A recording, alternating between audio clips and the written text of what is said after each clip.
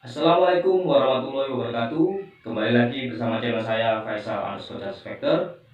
Kali ini saya akan membuka direct message terkait pertanyaan dari teman-teman yang ingin menambah wawasan soal hukum. Kali ini saya akan membuka direct message terkait pertanyaan bagaimana cara menghadapi debt collector yang mengintimidasi kita dan berusaha menarik kendaraan di jalan. Sebelum menjawab pertanyaan ini, saya berharap rekan-rekan semua memberi subscribe, like, dan komen agar channel edukasi ini mengenai soal hukum berkembang dan bermanfaat bagi masyarakat. Mengulas soal sebelumnya saya pernah memberikan edukasi terkait vlog utang piutang apakah bisa dipidana. Untuk pelaporannya dan bagaimana apakah utang piutang itu ranahnya adalah pidana. Terkait pertanyaan yang tadi, permasalahan debt collector yang mau menarik kendaraan dan juga menagih dengan cara mengintimidasi, saya akan memberikan sebuah wawasan bagi masyarakat, yaitu soal bagaimana tata cara penagihan yang benar untuk kreditur dan bagaimana cara menghadapinya sebagai debitur yang mengalami kredit macet. Yang pertama, jika seorang debt collector itu melakukan tindakan represif dan mengintimidasi, yang pertama adalah tanyakan dulu surat tugas dari debt collector tersebut. Apakah debt collector tersebut punya itu surat tugas, dan apabila dia menarik kendaraan di jalan, kembali lagi, apakah dia memiliki sertifikat fidusia. Tanyakan dulu soal identitas lengkapnya, baik KTP, surat tugas maupun surat kuasa dari lembaga pembiayaan seperti leasing. Maka jika debt collector tidak memiliki surat tugas, kita berhak untuk melaporkan debt collector tersebut terkait permasalahan penarikan di jalan atau prosedur yang tidak memenuhi standar operasional penagihan dari lembaga pembiayaan. Pelaporan tersebut bisa dilakukan dengan pasal 368 Kitab Undang-Undang Hukum Pidana, di mana masuk dalam tindak perampasan.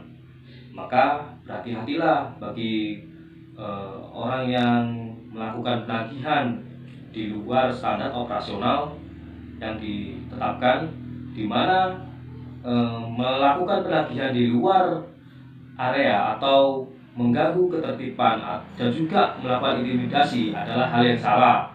Sebaiknya sebagai penagih atau debt collector, dia harus mendatangi di rumah tersebut dengan cara yang persuasif, dengan teguran yang baik, agar tercipta kondisi yang harmonis antara kreditur dan debitur. Saya akan menjelaskan mengenai Undang-Undang Nomor 42 Tahun 1999 mengenai jaminan fidusia. Fidusia adalah pengalihan hak kepemilikan suatu benda atas dasar kepercayaan dengan ketentuan bahwa benda yang hak kepemilikannya dialihkan tetap dalam penguasaan pemilik benda tersebut. Objek fidusia lebih banyak mengenai benda bergerak seperti kendaraan bermotor, mobil, motor, dan benda-benda yang bergerak. Dan juga soal kredit, kartu kredit itu juga masuk dalam jaminan fidusia. Biasanya hal itu mengenai hak kepemilikan yang berdasarkan kepercayaan. Seharusnya sebagai kreditor agar berhati-hati sebelum memberikan persetujuan untuk memberi kepercayaan kepada calon debitur terkait kepercayaan karakter dari calon debitur itu dan mengenai penghasilan dan sebagainya, agar di kemudian hari tidak terjadi permasalahan yang menjadi polemik di antara kreditur dan debitur.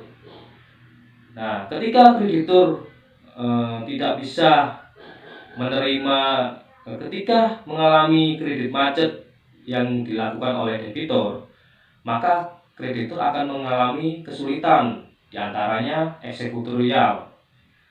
Nah, kenapa hal demikian? Akhirnya kreditor melakukan perekrutan eksternal mengenai soal debt collector.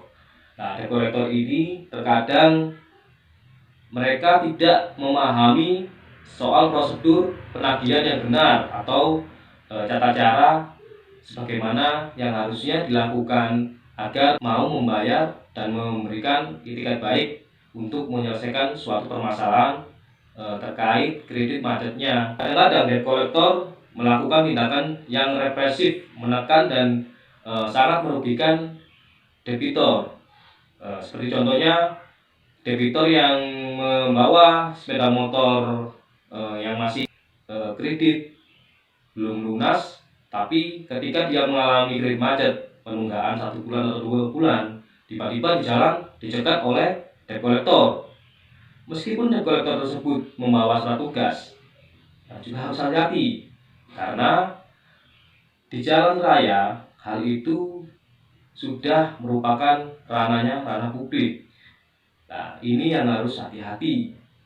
Jika debitur tersebut merasa diintimidasi dan memenuhi unsur bahwa debt collector tersebut melakukan unsur-unsur pidana di pasal 368 Kitab Undang-Undang Hukum Pidana, maka debt collector tersebut dapat dilaporkan ke kepolisian.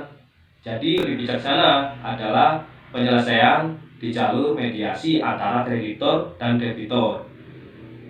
Cara menghadapi debt collector tersebut, debitor harus benar-benar memahami bahwa apakah debt collector tersebut benar-benar bagian dari lembaga pembiayaan, dan harusnya debitor juga lebih aktif apabila mengalami kredit macet dengan melakukan permohonan atau pendanaan apabila tidak sanggup untuk membayar seperti waktu semula. Agar semuanya menjadi harmonis antara kreditor dan debitor, maka hal itu diperlukan sinergi yang baik. Setelah adanya putusan Mahkamah Konstitusi mengenai eksekutorial debt collector tidak bisa serta-merta melakukan penarikan di jalan atau kesenangan lembaga pembiayaan melakukan eksekusi pengambilan atau penarikan kendaraan yang masih dalam tahap kredit atau debitornya mengalami kredit macet. Hal tersebut harus melalui mekanisme di gugatan pengadilan agar setelah ada putusan bahwa debitor melakukan tindakan malversasi, maka secara langsung lembaga pembiayaan akan bisa mengeksekusi objek jaminan fidusia. Dan ini semuanya harus memahami bahwa persoalan kredit macet antara kreditor dan debitor penyelesaiannya jangan di pihak kreditor tidak boleh melakukan tindakan kesewenang-wenangan. Juga debitor jika memang mengalami kredit macet, kembali lagi debitor harus aktif untuk mengkonfirmasi apa alasan kredit macet tersebut. Jika ditemukan win-win solution, debitor bisa mengajukan permohonan kepada lembaga pembiayaan agar berjalannya penyelesaian pelunasan objek jaminan fidusia tersebut bisa dengan lancar dan tidak ada di kemudian hari terjadi permasalahan terkait penarikan debt collector, dan itu juga akan merugikan lembaga pembiayaan itu sendiri. Sekian penjelasan atau jawaban dari pertanyaan direct message.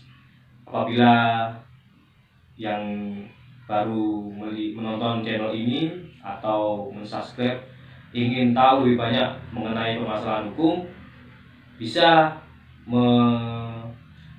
mengirimkan direct message atau pesan ke Instagram saya Faisal_Justice. Semoga konten ini bermanfaat. Tunggu channel-channel lainnya, stay channel saya. Terima kasih. Wassalamualaikum warahmatullahi wabarakatuh.